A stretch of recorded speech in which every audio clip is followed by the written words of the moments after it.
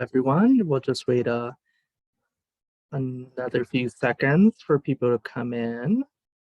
I see the numbers of participants going up. So we'll just wait a few more seconds.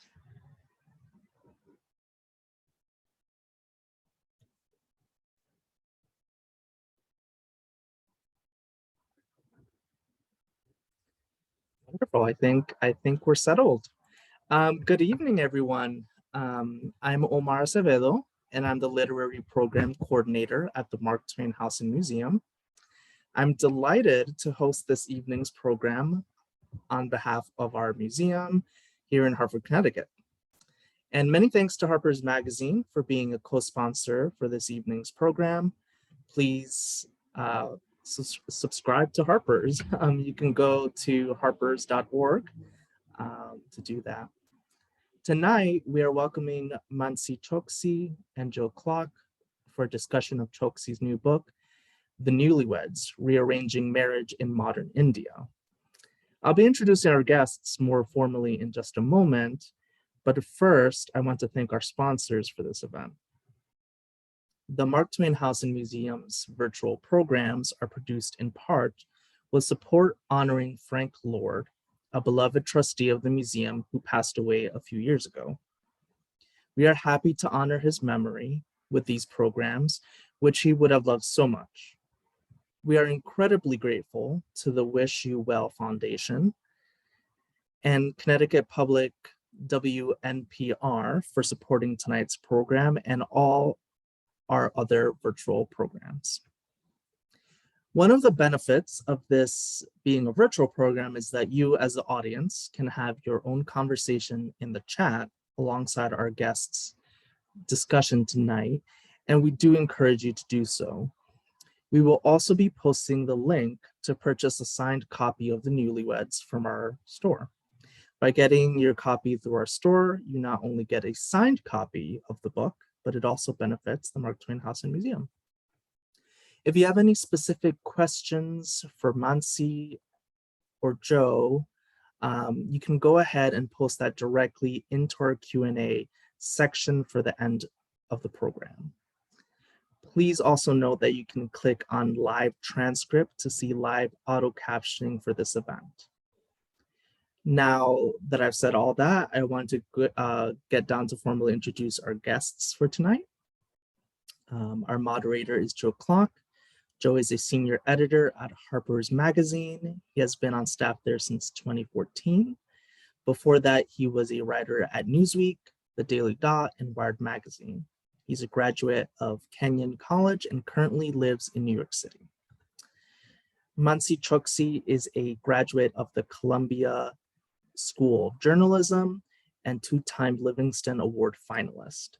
Her writing has appeared in the New York Times, Harper's, National Geographic, The Atlantic, and more. She lives in Dubai with her husband and son. Please sit back and enjoy, and don't forget that there will be a Q&A at the end of the program, so make sure to post your questions. And I will hand this over to Joe and Mansi.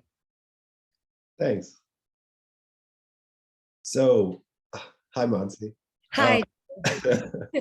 I have to say, I just absolutely loved your book. I was so glad we could excerpt it in Harper's, and I have just so many, even just like process questions for you down the road that we'll get to. But yeah, I just think it's spectacular. Everyone should get it. But so to start, I thought one thing that struck me as just a very surprising stat in the book is that 2 in every 3 Indians are under 35. That seems like that has to be unusual for any country, right? I mean, that must be above average. Yeah. Sorry, go ahead. Oh no, well, I was just curious if that's like a way into kind of introducing the topic of the book. It surprised me because I think when you list that, you also mentioned, I kind of read that and I expected that I didn't still expect there to be such a strong feeling towards still maintaining these like traditional wedding values. And so that, in a way, that kind of surprised me. So I was wondering if, like, just as a way to start, you could talk about how, like, what that shift in demographic has and hasn't meant for marriage in India today. Yeah. So over the past half century, infant mortality rates in India dropped significantly, largely because of better access to healthcare, and especially maternal and newborn healthcare. I think that has a lot to do with this massive youth culture that we're witnessing. And the other thing is that there's so many young people in this country now because there is this deep cultural idea of filial duty. This idea of large families and the idea that if you have more children, they're going to take care of you in your old age. So I think that's how we ended up with such a large population of young people. And the interesting thing about this particular generation is that, we grew up when the economy was liberalizing. That meant that, we kind of opened our doors to the world. We grew up at a time of continued economic growth. That meant, access to the internet, access to the world. It also meant that we were able to sort of imagine our lives outside of our, homes and villages, which was not the case with our parents' generation. And also a lot more of us got an education. So there are all these, different factors that makes this particular generation unique. And I also think the problem is that this generation grew up believing that we are in some ascending part of the world. There was this great promise of India, leaping into the future as a superpower. And unfortunately, the country just wasn't able to create a system that would provide an infrastructure of opportunity for young people to fulfill those aspirations. What I mean by that is a lot more of us got a higher education, but few of us got jobs. India also has one of the largest rates of educated youth unemployment. So there is just general sort of atmosphere of frustrated aspirations. There's just not enough, there's not enough room for everybody's dreams to come true.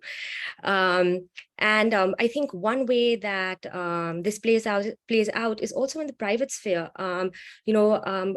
where a culture that is really sort of rooted in the idea of filial duty, and our parents' approval matters a lot, and especially in marriage, because in India, marriage is considered not an arrangement between two people, but essentially an arrangement between two families that belong to the same sort of warp and weft in the hierarchies of class, caste, community, language. There are so many things that an Indian draws his or her identity from not just himself, but from all these various groups that we belong to. And marriage has a really special place in keeping those hierarchies in order. So actually a few years ago, a survey was conducted, and everyone expected, or the general expectation was that young people today would have more liberal views on relationships and marriage. But it turned out that most of us actually still believe that arranged marriage is the right thing to do. A lot of us look down on interfaith marriage and on inter-caste marriage. So it's almost as if we are really different from our parents' generation, but in many ways we're not. Yeah. Well, I'm curious about that. Another thing you mentioned in the book that really struck me was just that it sounded like your curiosity in starting this project had in some ways was some ways related to wondering about this question of are these people who choose partners for love that are outside of sort of the bounds that create friction with their families and everything, is it ultimately, does it pay off for them? And I know you talk about your mother as well. Yeah. And I'm curious after, you follow these three couples and they certainly have their ups and downs. What do you make of it after all that time? How do you feel about that question? Yeah, so I think these six people are especially interesting because they are from working class India. They're from small towns and villages, and they don't belong to, the big cities where the ideas of marrying outside of your parents' choice are pretty common. And also, all six of these young men and women kind of grew up with a really overwhelming sense of duty.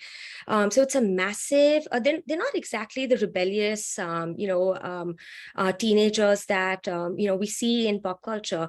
They're very concerned with how their parents, if their parents approve of them or not.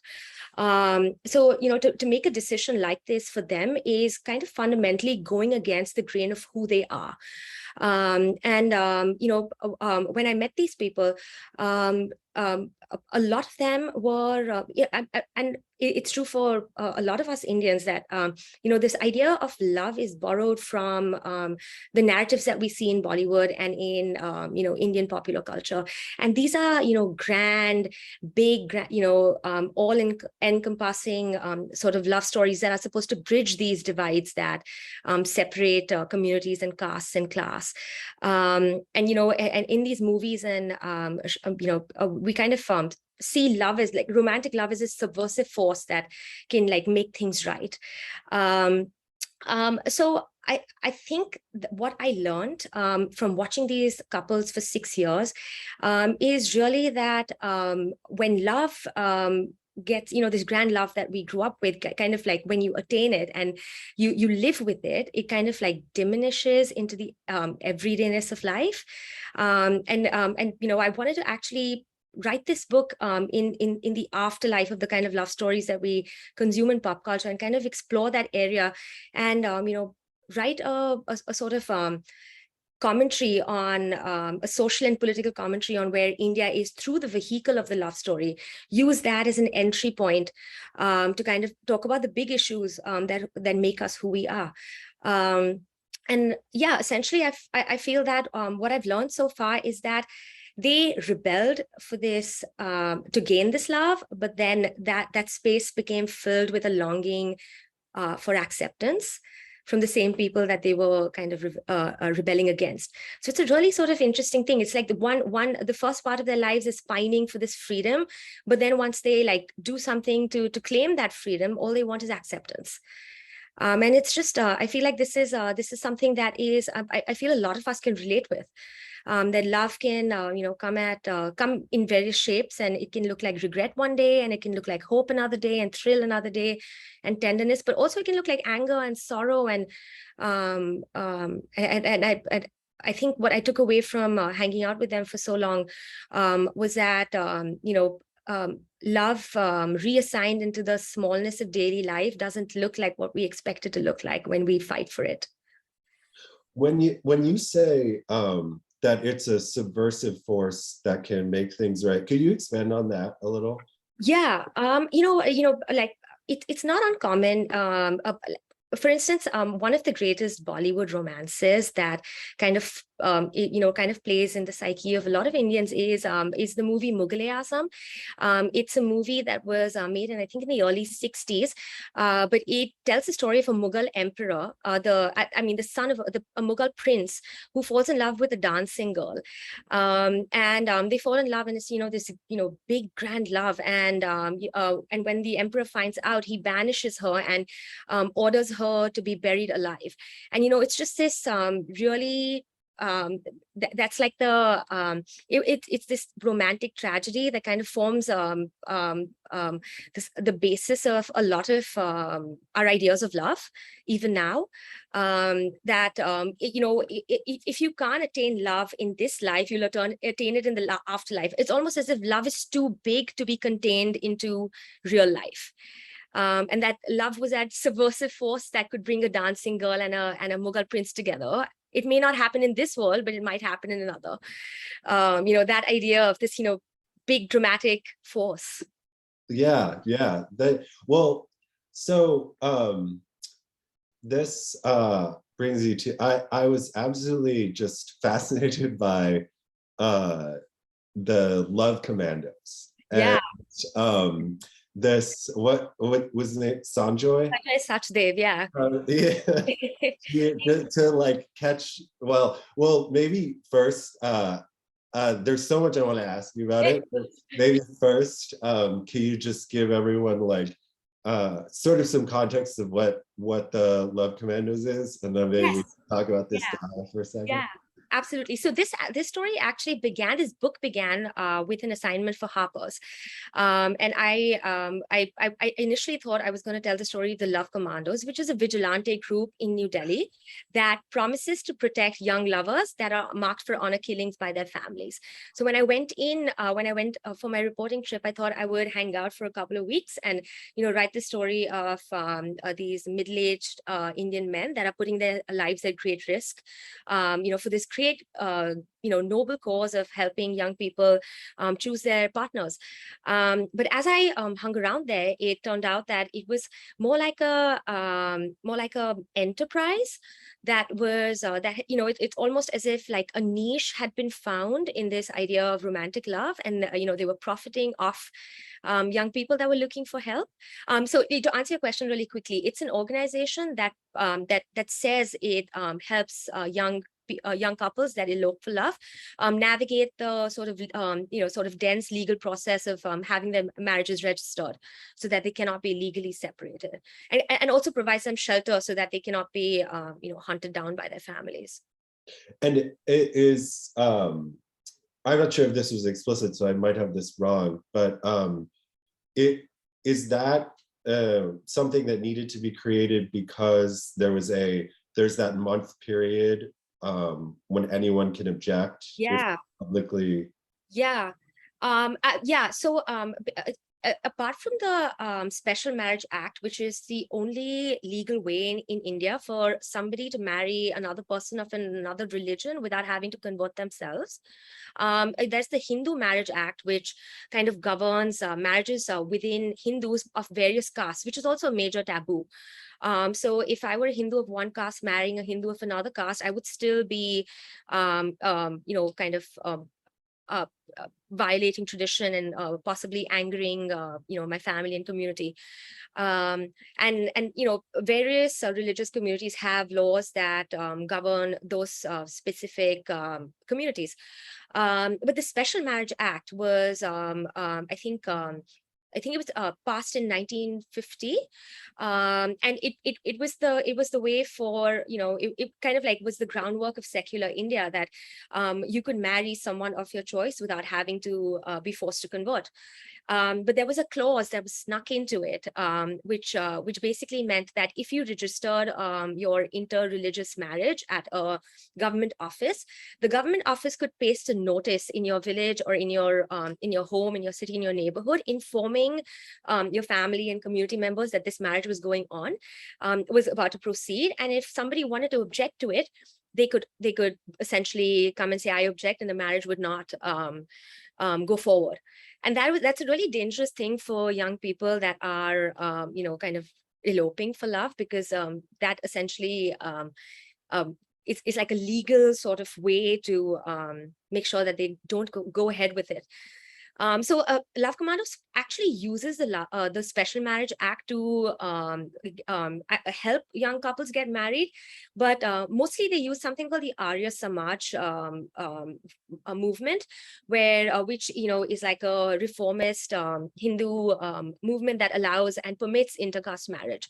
So there are various Arya Samaj temples all over the country that will marry two people of various of different castes and get a certificate, and then that certificate has to be kind of deposited at the marriage register, and then it'll be legally considered valid.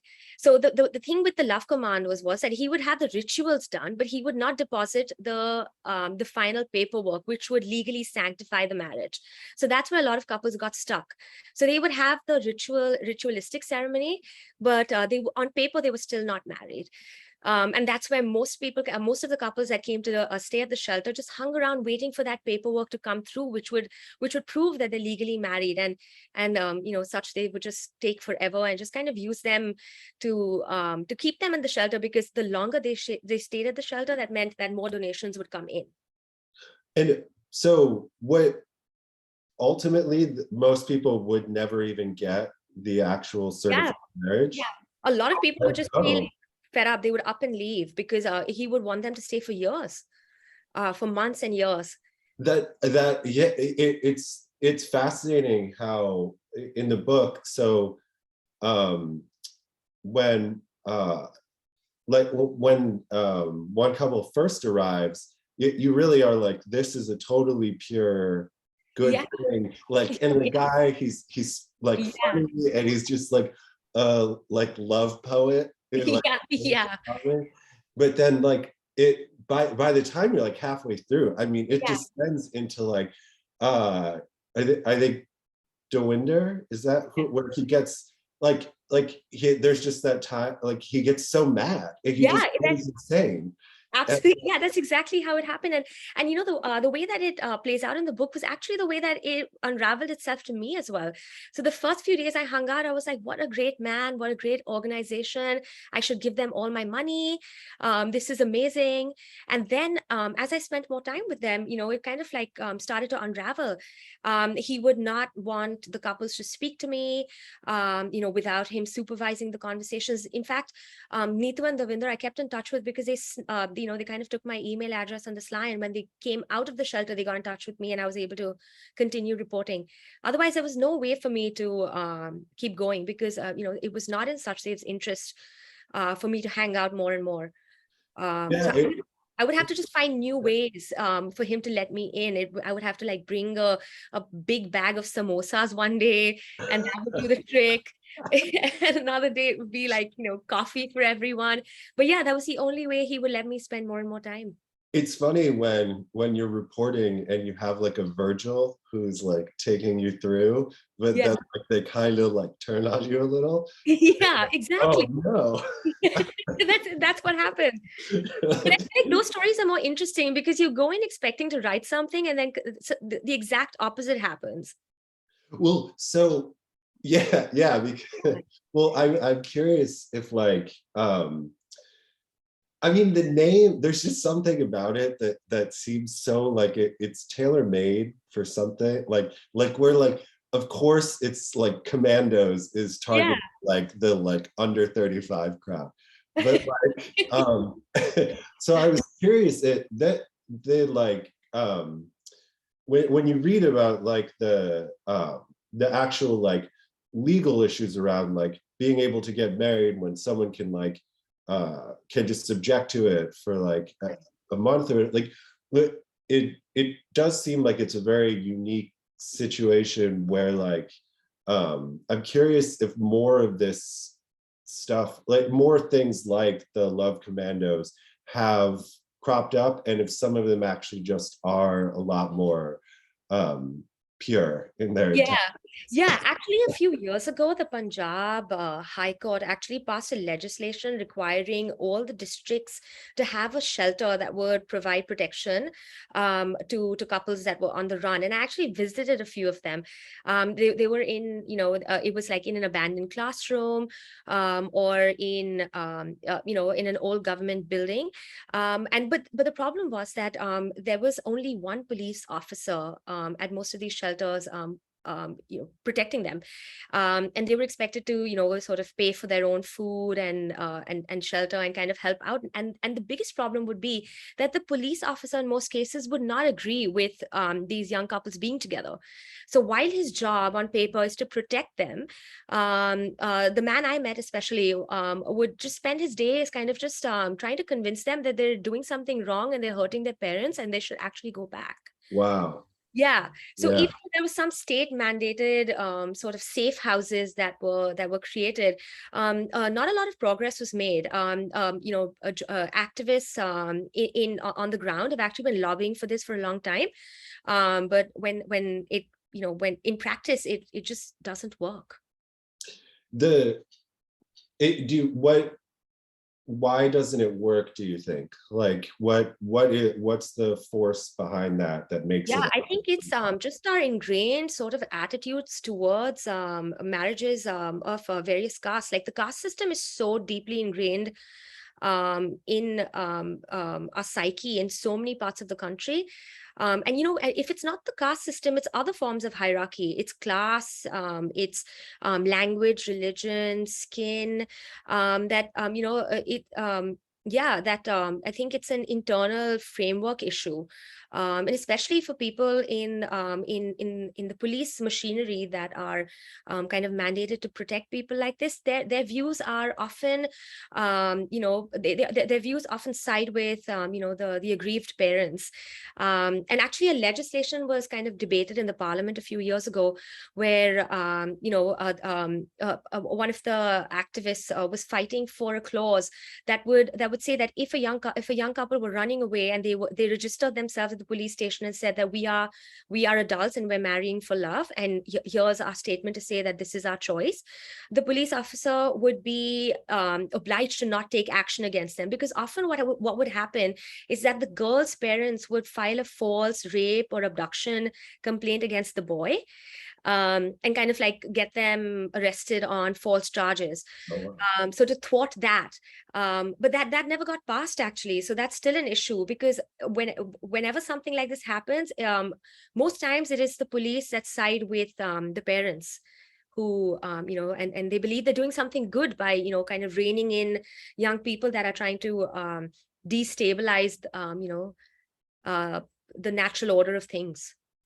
Yeah, and it sounds like from what you were saying earlier that and from the surveys you were quoting in the book, that I mean, it's not even clear, like it doesn't seem like all the young people are even on board. Like it doesn't seem like there is such a general belief that this is, and I think it, like, you could see this in different ways in a lot of countries, like how that marriage as an institution is sort of seen as this like atomic building block. And so I guess I'm curious, because it seems like these young people, they come up against this thing, but it's not, it doesn't sound like it's totally like a generational. No, it's not. Your mother as well, or like it's just some people choose that. Absolutely. And actually, for most of these young people, the other young people around them, like their cousins, sisters, friends, are disapproving of this. So for instance, in Neetu and Devinder's case, his cousins will like constantly warn him that what you're doing is wrong, is amoral, and you're going to pay a price for this. And even with Arif and Monica, the Hindu and Muslim couple, when they ran away, it was almost as if this is like a crime to take a girl from another community. That's how they frame it, that you're taking a girl from another community. So this is, it's not as if this, it's not a generational thing. It's not as if the generation our generation kind of believes that marriage should be by choice. It's a few people that want to choose their own partners. And I'm curious, I want to ask this sensitively, because but I guess it's like, so if you have two people of two different religions, where if one of the people was to convert, then you would be dealing with a lot less logistically, right? Legally. No, I mean, it should have been the case, but like, for instance, in the Hindu and Muslim couple in the book, for instance, Monica and Arif, they find themselves stuck with an unwanted pregnancy, and they partly run away because not because they're in love, but it's because they're pregnant. And Monica converts to Islam so that they can have an Islamic marriage, and then they can go off to be together. But still, they kind of get entangled in this idea of love jihad. So Monica's sister tips off the right-wing a group named the Bajrang Dal, which is, the sort of like vigilante arm of Prime Minister Modi's BJP party. And they kind of, they hound them, they harass their families and accuse them of conducting love jihad, which is this conspiracy theory that says that Muslim men lure Hindu women into marriage and conversion with the idea of watering down the Hindu majority. There's no basis or no factual basis in this idea, but it's a very commonly held belief that a lot of people are paranoid that this is what's happening. So when they run away, even though they have run away to be together because they love, they were in love and they chose to be together, they get entangled in this like political conspiracy called love jihad, even though she's converted. So yeah, it's not easy either way. And it is so given how sensitive, and as we learn in the book time and time again, like how actually dangerous this can be to do. Yeah. I'm curious just kind of about your reporting process, like how, because it's so comprehensive, and like you really just like, you really feel the time passing with these people, and kind of like you said, how you might like start in love and then there's this pregnancy, and I think she's saying at one point like, well, I either have to kill myself or we have to leave. Yeah. And there's just like there's so much intensity around the risk inside this, and it's just always kind of rumbling around it. And so I'm curious, how did you find people to write about? Yeah. And like what like just what was that like? Because it just seems like, why would they talk to you? Yeah, I think they talked to me because I think they talked to me mainly because they were it made them feel safe that someone was watching their story, and if something bad happened to them, it would not kind of go off anonymously. That if something bad were to happen to them, there would be someone to tell the world. I really think that was their motivation for talking to me, because and they often ask me, like, why did you choose to focus on us? There are like millions of these stories happening all around us. Why us? But to answer your question, how I found them, I found Neetu and Davinder at the Love Commandos. I just went there to hang out and I met them there, and then we stayed in touch. I met Monica and Arif because when they ran away and when the Love Jihad controversy happened, there was a small snippet in a Marathi newspaper that I read, and I tracked them down, and and they were willing to speak to me, and then I kept in touch with them for the years after. And for the lesbian couple, Reshma and Preeti, I also found them from a small snippet in a English daily in Mumbai. Oh, and Yeah. so why wait, to answer their question for you, Yeah. why them? I mean, it feels like there's a lot of kind of like diversity of circumstance in the three stories that comes together really well. But I'm curious to know what would you say to them? Yeah, that's definitely one. I wanted each of their stories to say something larger about India. So Neetu and Davinder's story highlights, the relevance of the caste system today, and also, like how, the kind of like notion of, the hustlers that the Indian, modern India has thrown up, like the Love Commandos. It's just such a typically Indian story that there would be someone corrupt coming up to find a niche in even something like love. So I wanted their stories to say something, to talk about the caste system. I wanted Reshma and Preeti's story to tie in with the decriminalization of homosexuality.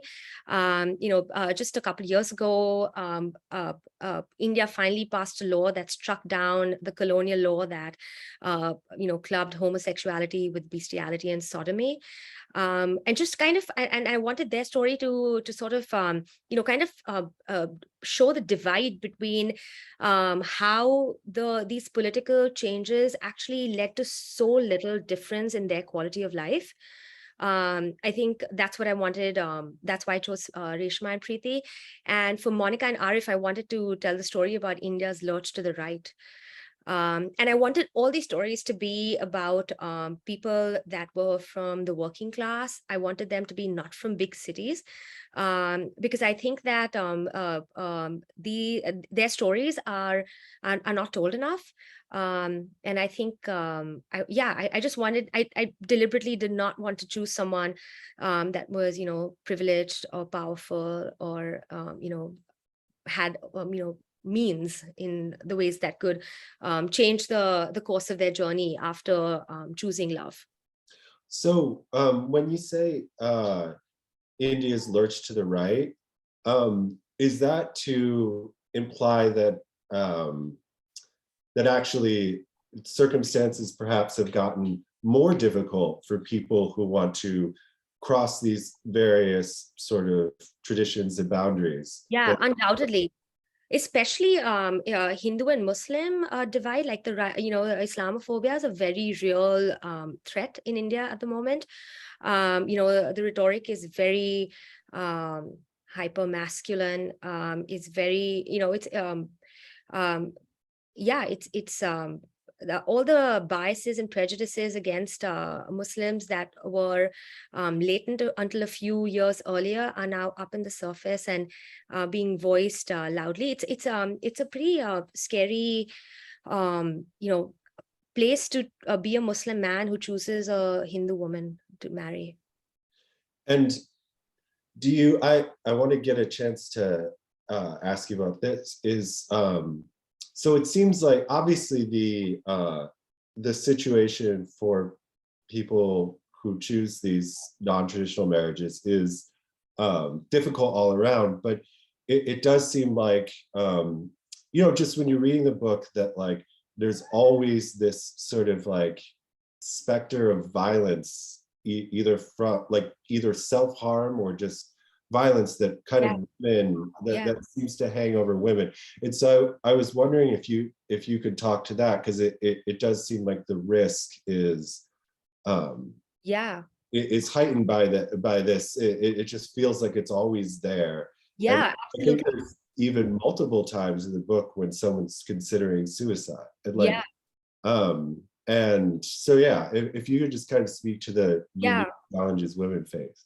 Yeah, absolutely. I mean, in India, often in large parts of India, women are considered the repository of honor and a family honor.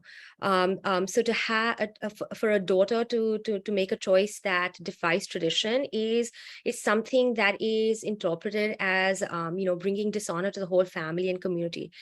So that pressure on a woman to kind of go against her family and community for a choice of her own is considered selfish to a large extent, and a lot of these women that I spoke to dealt with guilt a lot. They really dealt with guilt and shame and regret for doing this. Like, for instance, Neetu, even before she eloped with Davinder, she could not bear the thought of being the kind of girl who has a boyfriend. It just didn't sit right with her. That stuck me. It just didn't sit right with her. So she prayed and kind of prayed for Lord Shiva to convert Davinder into her husband, and then it would be fine.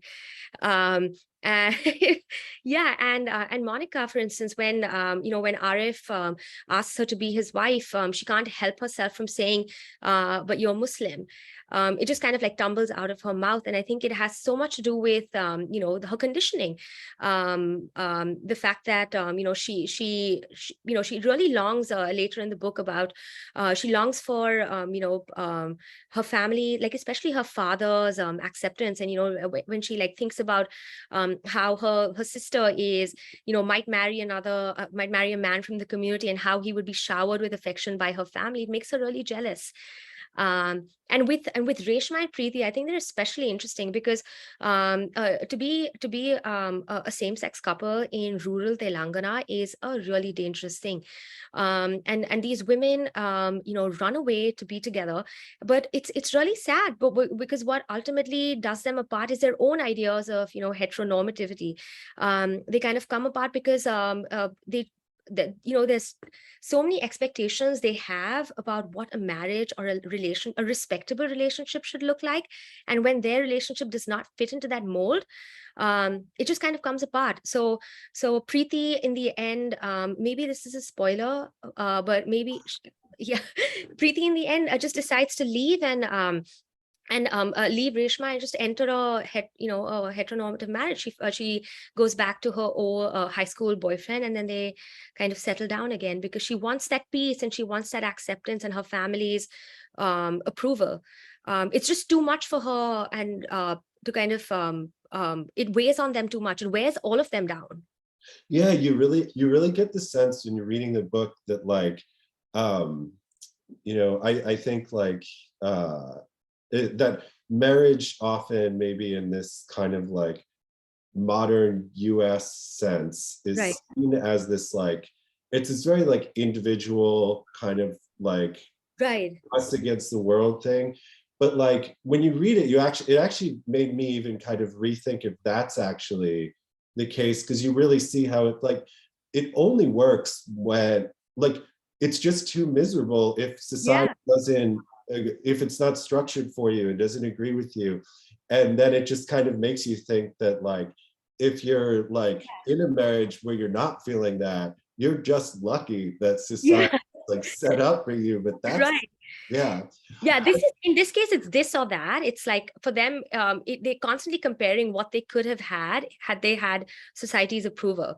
And even if the marriage, like, I mean, every marriage goes through its like, where ebbs and flows. And I think that every time these marriages take a downward turn, they're constantly questioning whether it would have been different had it been a traditional marriage.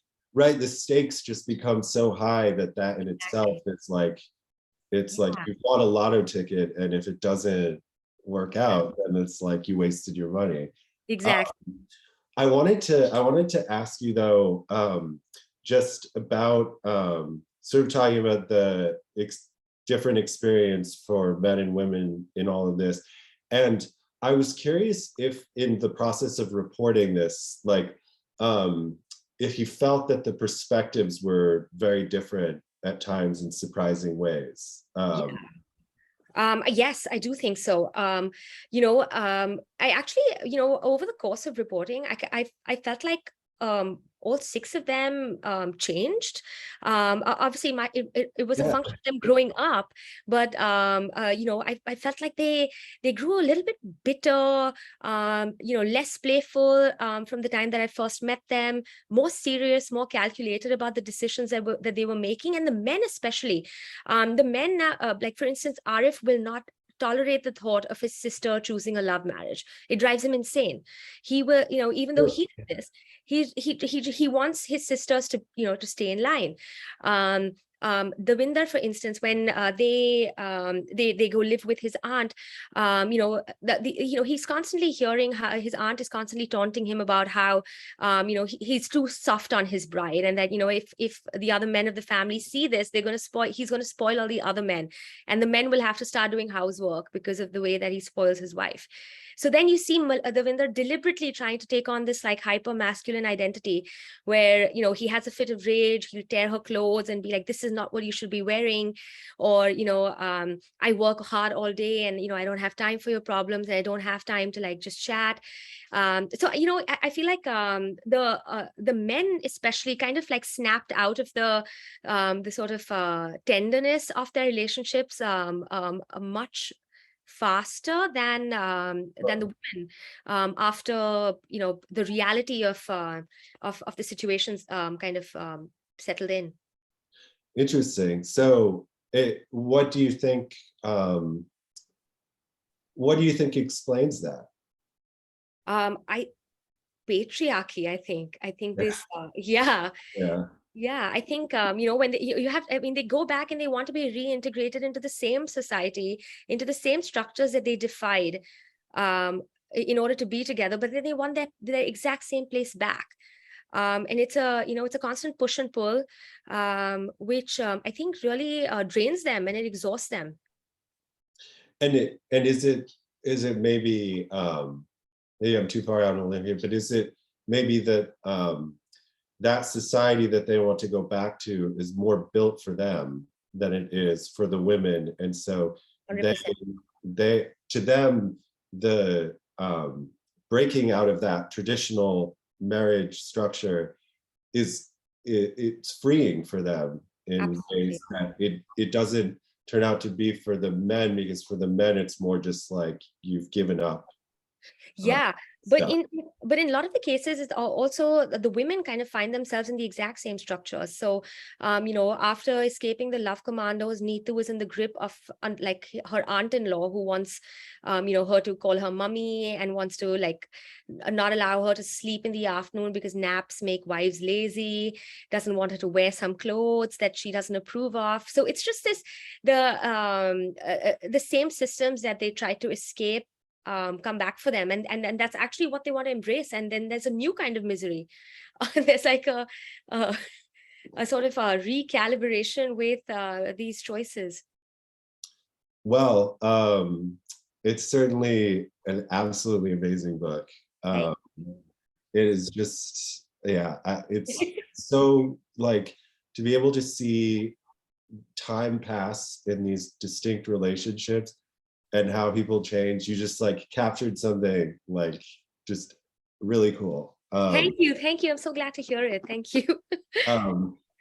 And on that note, we have some questions. So how long did it take you to write the book? Oh, I started reporting this book in 2016. It started with the Harper space, and then I continued reporting it until last year, actually. And I actually began writing it, I want to say 2 years ago. Oh, okay. Yeah. And have you stayed in touch with? Yeah. You have? All of them, yeah. What do they make of it? What were their responses? Their main problem was like, why didn't you let us choose the photos that were going to go in? That was their main issue, but I think they're happy with the way it turned out. Yeah, well, that's great. I feel like it would be terrifying to read about one's relationship. I know, right? Yeah, yeah. That's why there's nothing about me in it. Yeah. You just give a little bit about your mom. Yeah, that's it. And I think the end, and then Yeah. the rest is just absolutely not. Yeah, nothing. I was just curious about your choice. It seems like you very much went for almost like a like nonfiction, of course, but like novelesque style. Yeah. Where you don't like it feels like it could just be a novel. It's curious like why you maybe made that choice instead of like a kind of more classic, like he said, she said, statistics, etc. Right. Because I wanted it to be real stories. I no names have been changed, and I feel like there is a particular, there's a beauty in lived experiences being shared as lived experiences, and if I don't think that I would have been able to write a novel, because I would not have been able to imagine how strange some of these circumstances were. If I had set out to do this from my imagination, I'm not sure I would have been able to capture the sort of nuances of how India's changing through these young people, because also I'm from a different part of the country, and my experience of the country is so different from each of these 6 people that I don't think I would have been able to write a book length project from my head. Well, speaking of, another question here in the chat.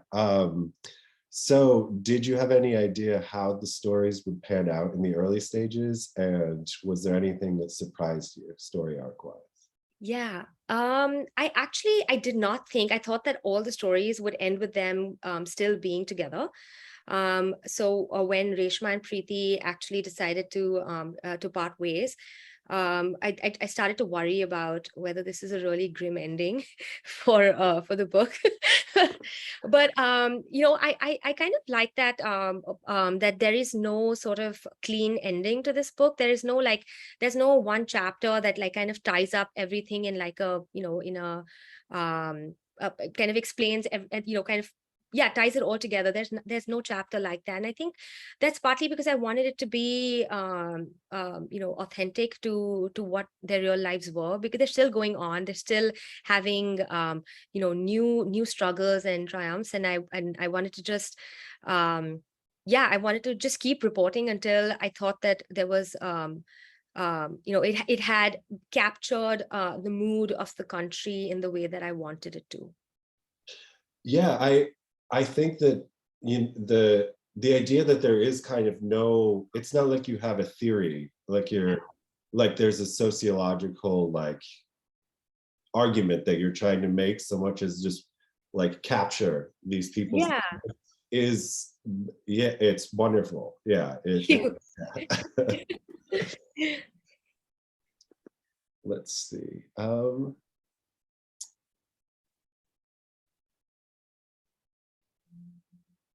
How much did you own your background / parents' background?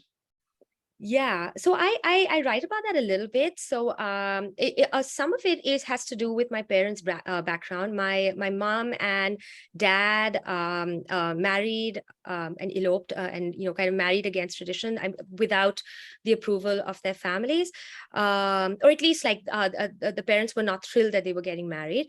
And then 11 years later, their marriage crumbled, and my mother returned to her parents' home. And just this idea of the fact that this marriage hadn't worked out was a reality that kind of loomed over us our entire lives, and it's a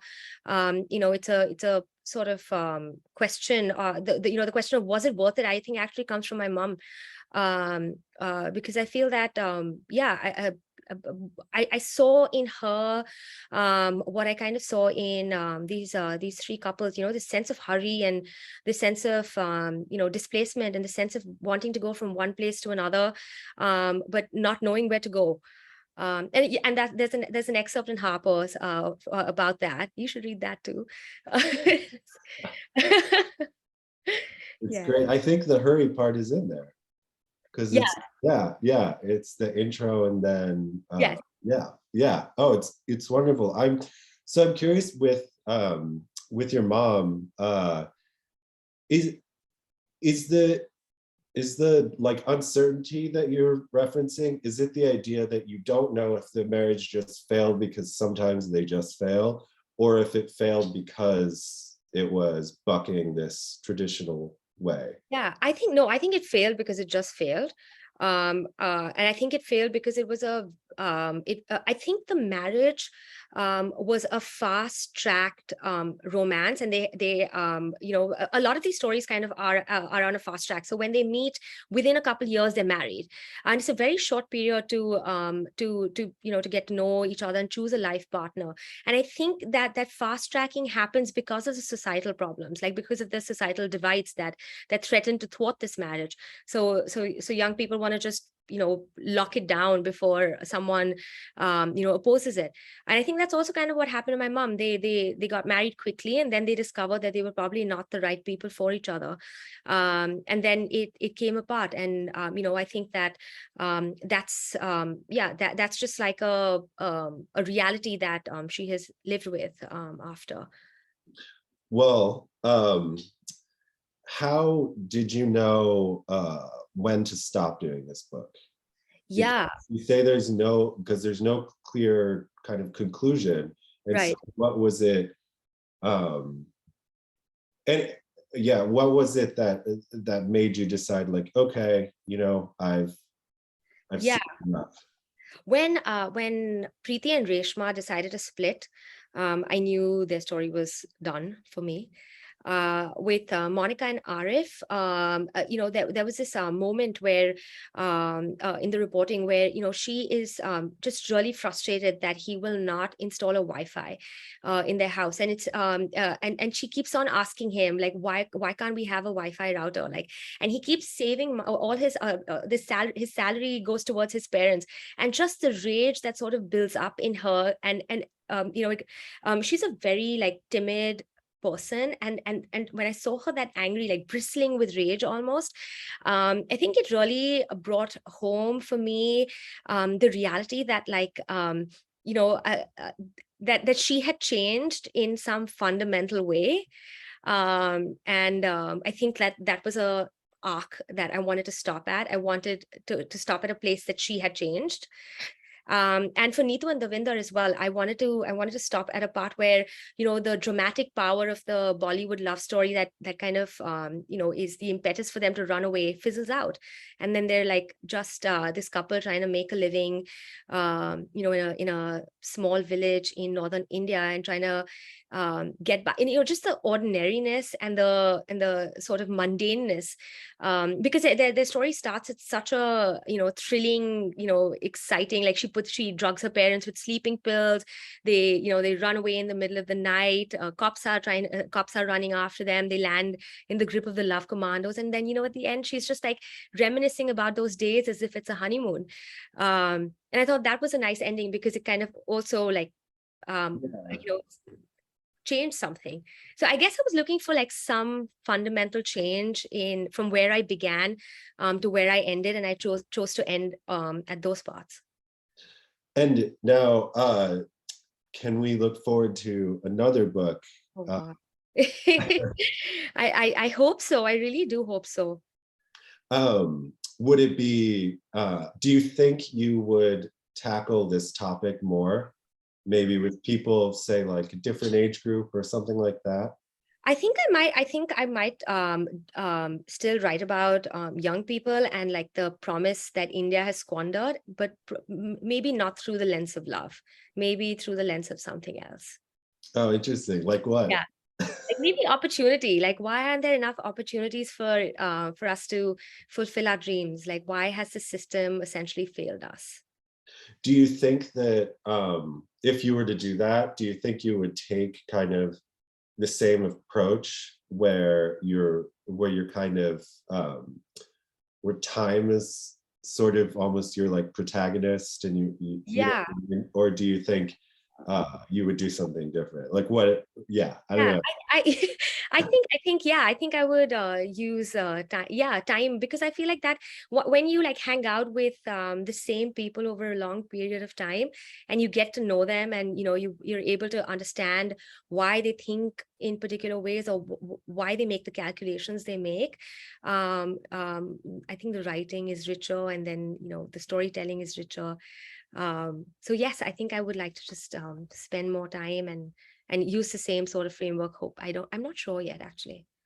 Well, did in the course of spending all this time with them and seeing how they changed, did you change your mind about anything, or do you feel now like you broadly feel about the topic the way you did when you started, or do you feel like your mind has changed from the experience? Yeah, I think my mind is changed in the sense that I expected. I actually don't know what I was expecting when I went into this. I was just interested in knowing how it would change them. And I think my takeaway from this is that when love comes at great cost, you know, it can leave a void that can, you know, just turn into longing. Right. It does feel like there's a sense that it's just not it's not infinite, and Yeah. that like there's you can hit a wall with it, and that it just can't survive. Yeah. And yeah, I was struck by that. I when I read that a while ago, you just posing that question, I was just like, wow, I hope it's not true. Yeah, I hope it's not true too. Well, anyway, I think we have another question. When you write, do you use Microsoft Word or specific software? I actually use Scrivener. I love Scrivener. It's just easy to have everything in one place. It's worth the $30. I would recommend. I find it so confusing. Yeah, it is confusing. I just know the very basic, like I can type in it and that's it. Yeah. Well, the book was just absolutely wonderful. Thank you, Everybody George. should So buy it. great. I had It so is much fun talking to you. Thank you. Oh, thank you. Thank you. Thank you. Yeah, thanks so much. That was an awesome conversation, Joe and Mansi. I have my own questions, but I'll take those offline. So yeah, thanks so much. Thank you everyone for joining us this evening. If you joined us late or want to go back and rewatch the program, you are in luck. All of the Mark Twain House's virtual programs are recorded and are posted on our YouTube channel, and they're available to watch whenever you'd like. And you can also check out our events page to see all of our upcoming programs, and I'll put a link there.